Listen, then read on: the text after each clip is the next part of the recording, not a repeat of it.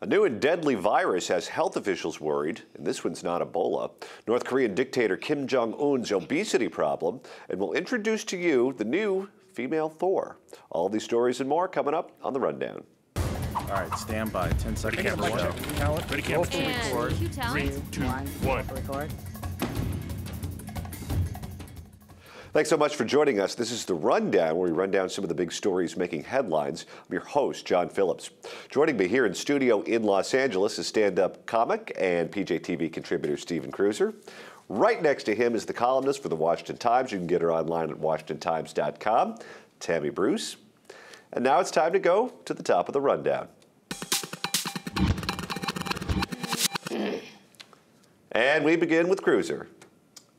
At the top of my rundown, Israel's Prime Minister Benjamin Netanyahu says that the biggest threat to the U.S. is Iran and not ISIS. He went on to say that to defeat ISIS and leave Iran as a threshold nuclear power is to win the battle and to lose the war. Netanyahu also said he was going to reiterate this position to President Obama. And this is, I completely agree with him, but this is the conundrum. We've had military, reductions in military spending, reductions in troop levels. We've done all of this because, hey, we're bringing guys out of there. We don't need that stuff anymore. You know what I mean? We took them out. We're out of Afghanistan. We're out of Iran. We're out of Iraq. And now we've got this conundrum where we may be looking at problems on two fronts again. And the diplomatic solutions for nuclear reduction in Iran thus far are not working well at all.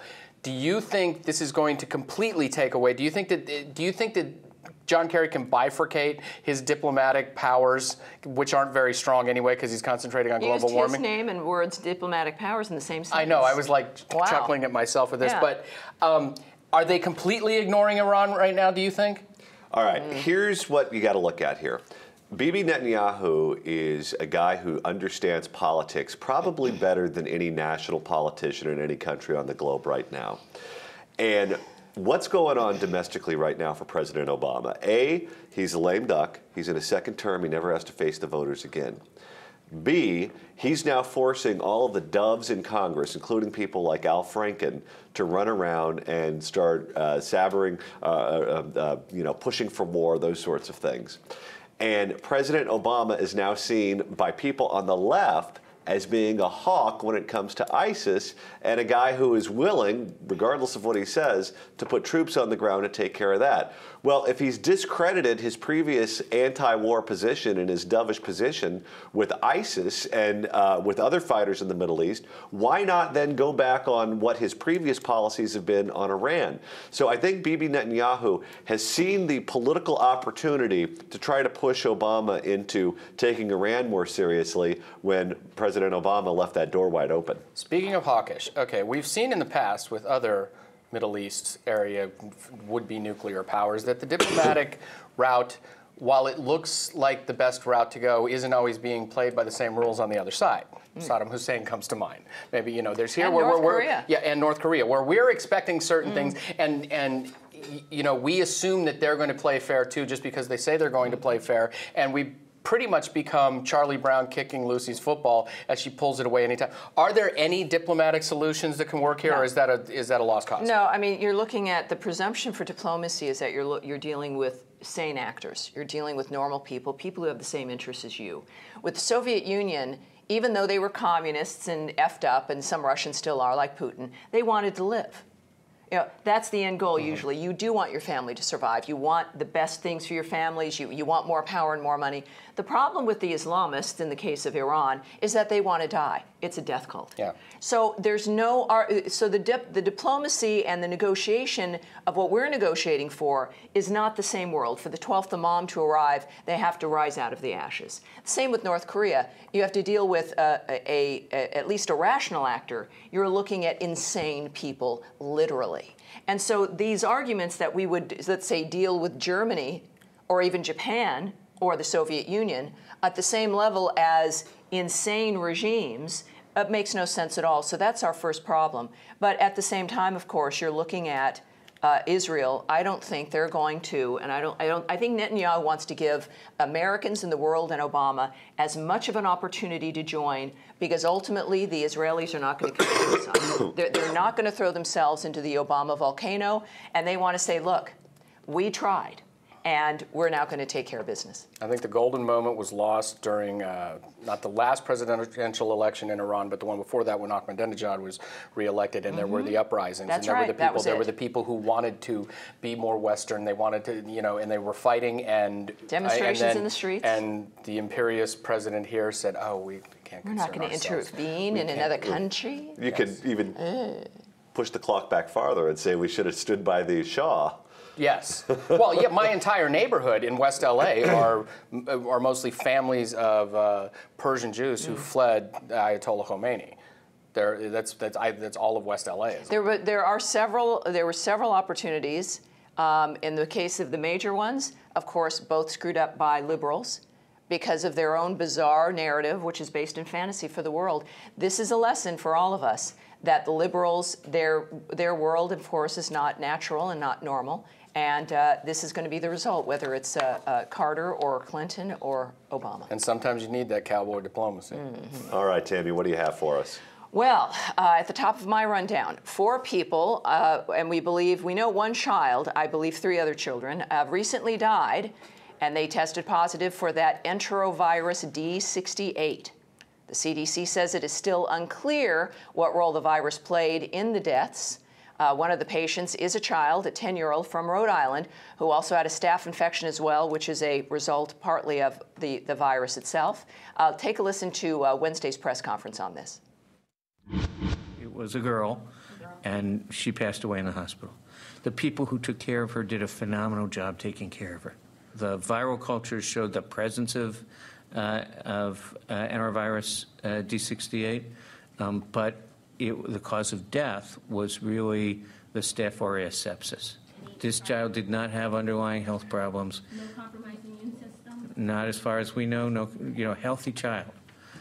So, we are all at risk for enterovirus, every single one of us, and many of us will get it, and many of us will experience it as a cold.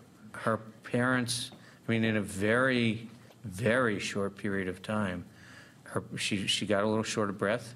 Her parents didn't think much about it, took her to the hospital, and really by the time she got to the hospital, everything fell apart. That is so misleading because there's enterovirus, which is the cold, and then there's Enterovirus D-68. It is so misleading, so inappropriate, because yes, we will get the enterovirus. If you've got a head cold, that's what you've got. You do not have D-68. This is rare, it is deadly. It is now being attached to children across the country becoming paralyzed. It's having a polio-like effect. And it is, we know that girl died. They will not tell us the 3 others. And we have to presume as a result that they're not Americans. This arrived and started showing up, Johnny, and I know you're ready to get out of your chair here, in mid-August. What else was happening in mid-August? We had begun moving into the interior of the country, tens of thousands of unaccompanied minors from South and Central America. This is what people were warning about. Now you notice also, you'll see in the headlines, they're trying to remove the word child or children from the coverage. This is only affecting children. And you heard the attempt to mislead from that fellow, which was obscene, having to report the death of a child, that everyone's going to get it. No, there are millions of cases of enterovirus that we're infected with, including adults and children. In this one, single digits up until this episode, and now it's in 42 states, I believe. Put this in the context of what we learned with the guy who rushed the White House and got in deep into the White House. What were we initially told with that story? We were initially told that he got through and then was apprehended before he actually got into the White House. And they stuck with that narrative until it was exposed that they were lying to us. When we found out that there were bullets that were shot through the actual structure of the White House, not only were we lied to, but the First Lady, the President was lied to by this branch of government. The government has an inherent interest to not create panic, to not get us all riled up, to not get us talking about it on programs like this and asking the questions that you just raised. That is what they're predisposed to do. And I've got to say this right now. I don't believe what they're telling us about this virus. I don't believe what they're telling us about those who are bringing it into this country. I think that they have an ability to lie to us. They have an ability to tell us things that aren't true so that they can push us in the direction that they want to push us in. And I think it's our job as the news media to keep them honest. And it exposes what their fear is not our panicking. Americans have not panicked in the face of all kinds of horrible things in history. What it exposes is their incompetence. They don't want the discussion because then eventually you have to get down to patient zero, and that patient zero is not going to be a 10-year-old girl in Rhode Island. That's what they're panicked about, and this is why the questions are important. Not to fan flames, but to get down to the point of who in God's name is doing this, who are the people in Washington. It is now at this point, Enterovirus D-68 has killed more people than Ebola in this country, okay? It's matched Teddy Kennedy when it comes to how many people have been killed. There will be more, and more people are infected, and it is only children. Is this something that we're just going to have to watch and see burn out? How do you think that they're just going to, bully this into oblivion? What do you think, Stephen? No, I mean, because starting with what John said about the Secret Service thing is that people are already on guard against the. What we're essentially seeing is the validation of the preppers and the conspiracy theorists all over the place. Because we're not those things. And we never used to be those things. But now, you get one and hot on the heels of the other. Oh. It's not like there was a lag time where you could go, okay, well, that was then, this is now. No, that was yesterday, this is today. And That's Josh Earnest was out defending this woman who runs that agency. Poorly. On Morning Joe that morning. Yesterday before she resigned. And the president had full confidence in her, just like they have full confidence that just like they're full confidence, that's fine. Full confidence, these issues are irrelevant. Getting back to the point, I think what we're seeing right now is that there actually is this very, very elite political class in America that is so far removed, so detached from the American public, and so incompetent that they're buying their own spin right now. They really think they're getting away with something. They think that they can follow up the Secret Service lying with this kind of lying because they don't think that the great unwashed are going to make the connection out here. And we are making the connections. And I really resent the notion that asking pointed questions, asking serious adult questions is panicking. No, it's not. Or stoking hysteria. It's being an adult. It's saying what are we dealing with here? You've got a girl. Yeah. People watching this have children. They're talking about, this is about schools. This started also at the beginning of the school system as all those South American kids were being placed in the schools. When it comes to believing one's own rhetoric, this is like O.J. Simpson, finally convincing himself that it was a Colombian drug cartel. Right? I mean, if you say it enough because the repercussions are so dramatic, maybe this is it. Maybe it's a mass delusion. All right. Now it's time to move to the top of my rundown, where CNN's Wolf Blitzer put DNC Chair Debbie Wasserman Schulz in the hot seat over a recent comment that Governor Scott Walker is, quote, giving women the back of his hand. She made the statement during a discussion on women's issues a few weeks back. Blitzer confronted her about it yesterday, and it was must-see TV. Take a look. Your critics who have really been going after you for saying the Republican governor of Wisconsin, your words are giving women the back of his hand, and there have been a lot of criticism of you for using that kind of language. Was it a mistake? I've already said that I chose the wrong words, but that shouldn't distract from the fact that Scott Walker's policies are terrible for women. I mean, this is a guy who actually signed a bill that repealed the protection that women have in Wisconsin for equal pay for equal work. So what I'm focused on over the next 34 days is making sure we can do everything we can to draw a contrast between Republican extremism and Democratic candidates who are focused on creating jobs, getting the economy turned around, and the priorities of the American people. So the phrase giving women the back of the hand, apparently you've used it a couple other times, or at least one other time. No more. You're not going to say that anymore. Like I said, my goal there was to highlight the fact that Scott Walker, and Rick Scott, for that matter, the governor of Florida, yes, both have terrible policies that affect women, and voters need to know that, and that's what I'm going to continue to highlight over the next 34 days. And apparently she made use of Larry King's old set by turning it into a dress. This woman is a robot, isn't she? Well, but also just highlights what we've all just now been discussing. These are the people responsible, when you talk about the quality of women's lives, who do not know if their child is going to be able to go to school and come home not paralyzed. And they have the gall to point the finger at Republicans and conservatives. It's the kids in Dallas that are exposed to Ebola. Hundreds of kids who've been exposed and affected with this paralysis because of this other disease, because I believe we will find, because of Obama and the Democrat policy of moving children up from South America. There are still, we got, the job numbers today. Once again, if you apply the labor participation rate of 2009, the unemployment rate is in the double digits. And in order for equal pay for equal work to matter, you've got to have a damn job, don't you?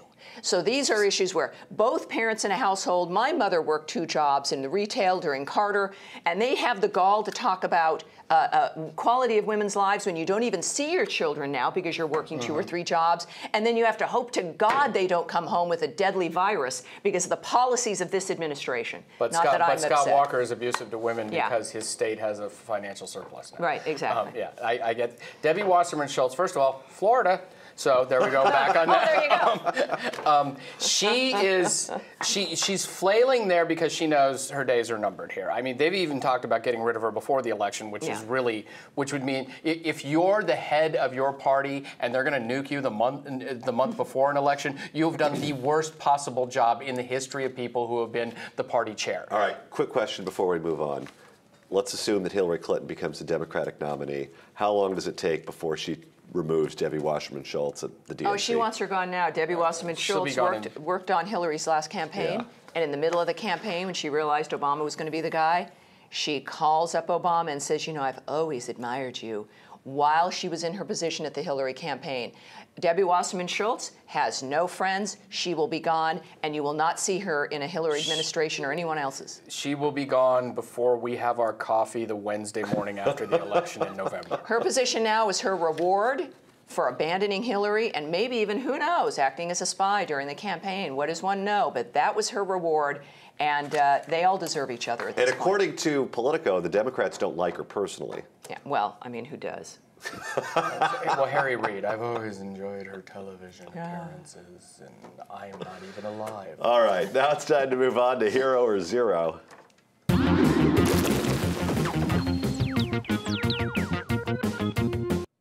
This, of course, is where we pick a person or group for doing something very good or very bad. And Tammy, you're up first. So much to choose from these days, isn't there? I have a hero. My hero is Thor. The new female comic launches this week. The writer of the series says that she is here to stay. Jason Aaron says a female Thor was in the plan apparently all along, and she will be in adventures all throughout the Marvel Universe. The first issue, Thor #1, is already on sale. So look, this is about heroism. I think that, of course, they'll probably be limited to the outfits they put her in. I have a feeling that they'll all be sleeveless. I'm not sure. Yeah. But look, I think little girls and big girls, it's always fun to have a woman who's a superhero that can be moved into this 21st century. Well, this is perilously close to being a fetish magazine for me at this point right now. Get the big, powerful Viking woman with the hammer and everything. But why did they have to name her Thor? Just make a whole new one. Don't make her. It's like Pat. This is like cutting Adam's rib out. I mean, create a new entity for the. If we're going to go for the empowerment thing, get a whole new, with some awesome female Viking names. Let's do that too. Let's add one in. Were you a big fan of Linda Carter as Wonder Woman? As a little kid, it was Angie Dickinson as Policewoman. Oh, yeah. It was Diana Rigg as Mrs. Peel. And it was Linda Carter as Wonder Woman. And you can see what the result is here. I just don't wear my leather catsuit on the air. I save that for home. Policewoman was awesome, but Charlie's Angels debuted when I was a freshman in high school. So see, that was when the decline began. The decline began. Not for an adolescent boy. Yeah. All right, Kruiser, what do you have for us? This was too good to check. I wrote about this in the Tatler the other day. My zero is Kim Jong-un. He apparently gained so much weight that his ankles fractured under it. The 31-year-old North Korean dictator underwent surgery on both ankles. His weight gain is the result of his Elvis-style diet. He has an affinity for Swiss cheese. He weighs over 280 pounds, and you can attribute the weight gain to his fondness for Swiss cheese, which he picked up while being in a fancy boarding school. Because like all commie dictators, he really didn't grow up a commie. He didn't grow up having to deal with what his people have to deal with. He was over in a boarding school in Switzerland, this cheese and the wine and everything else, because that's what real commies do. And now, I mean, I'm surprised he didn't come back with a mini-me, because that's what it sounds like he should have gotten. But I don't believe this story, actually, because if that was the case, Chris Christie would have been in the hospital a number of times. Oh. But it's true. Look, the body adapts. I still think something else is wrong. It is, I think, kind of a strange. He is kind of walking like, I don't know, something. Well, when I wrote it, I actually, in the headline, I put too good to check. I didn't even want to check. I mean, it was too good a story. It's a fun kind of thing, but it still puts him in a very bad light, which is also interesting to me, which the North Koreans normally would never allow to have happen. In my hometown of Garden Grove, California, there's a guy of Vietnamese descent who's running for city council, whose name is Fat Boy.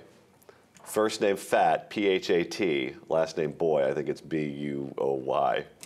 We'll just leave that right there. I'll vote for just that alone. I'll move to Garden Grove just to vote for Fat Boy. And if he added Kennedy, look, let's just have it be Fat Boy Kennedy, and he'll be president in 2017. Maybe he could move to Korea and take over for the other fat boy, Kim Jong-un. He could. He could. All right, my zero is Amazon.com for slapping a disclaimer on the classic cartoon Tom and Jerry, warning that it's racist. The racism warning has been added to complete the second volume of the Tom and Jerry cartoons. This may also appear in Amazon Prime Instant Video in the UK as well. This isn't the first time the cartoon has featured a warning. Check out this disclaimer with an introduction by Whoopi Goldberg. Hey, I'm Whoopi Goldberg, and welcome to the Tom and Jerry Spotlight Collection. I've been a fan of Tom and Jerry since I was a little kid, because they're the quintessential cartoon comedy team in that slapstick tradition of great silent comics. The Oscar-nominated short Puss Gets the Boot first set the stage for their ongoing literal cat-and-mouse game that usually ended with that clever mouse Jerry getting the best of poor old Tom Cat. Now, the Tom and Jerry episodes included in this collection and the outrageous brand of humor shown here comes to us from a time when racial and ethnic differences were caricatured in the name of entertainment. Now, while humor may have been the intent of such caricatures, they also had the effect of revealing society's unfair and hurtful representations of people of color, women, and ethnic groups. Now, some of the cartoons here reflect prejudices that were common in American society, especially when it came to racial and ethnic groups. Now, these prejudices were wrong then, and they are certainly wrong today. So that's the intro. There you go. I think it would be good enough to just say this is a reflection of a time when we had not become better people and leave it at that. But it turns into this lecture, which is, of course, ridiculous. Never apologize for humor, especially if you're a comedian. I'm disappointed in that right there. Okay, Tom and Jerry is the humor is classic, is timeless. My daughter loves Tom and Jerry. She looked when she was like 7. She go, how can you not? But people know. Anybody with a functioning intellect knows that. Okay, back in 40s, 50s, and 60s America, things like that happened, okay? People know that. It doesn't mean it's okay, but you don't have to apologize for it all the time. Why not apologize for the sexism? Did you see that girl cat? Or how about... She had no clue. She looked like a freaking hooker. Yes, she did. And then he's like going to like get the hat that he's doing chivalry things, which, I mean, the sexism. They're naked, except for the girl. But I mean, there are no clothes. Clearly pornographic. Look at this. What is that girl? She's Hooker Cat. Or Hooker is that Cat. a cat? I don't even know what that is. Come on, let's be at least consistent. Hooker Cat, that's going to be my new Amazon Prime original. But the thing is, though, about the apologizing that I really don't like, you might as well go back and apologize for every classic comedian, because they all pretty much grew up telling ethnic jokes. That's what people did in the 30s, 40s, and 50s. We know this. We know it. It's clearly absurd. These people have nothing better to do, and they have to constantly look for more problems. I think they're funny, it's dated, people understand what dated means. And if they don't understand, it's because the liberals have been educating them. Good news is we can just choose to not buy that particular collection. Send a message. I'm interviewing Don Rickles on the radio show tomorrow. Uh-oh. You lucky bastard. Ask him about Fat Boy. Ask him about Fat Boy. Oh, yeah, you got to tell him about Fat Boy. You know what? You know who we need right now with all this? Joan Rivers. There you go. That's who we need. Joan Joan, you know, one of her favorite people to work with was Rickles. Yeah. Don and Joan never apologized. You don't apologize. Ever. Yeah. All right, that's going to do it for today's show. What do you think about our picks for Hero or Zero of the Week? We want to know what you think, so be sure to leave your comments in the comments section below. I'm John Phillips for Tammy Bruce and Stephen Kruiser joining me here in Los Angeles. Thanks so much for watching The Rundown.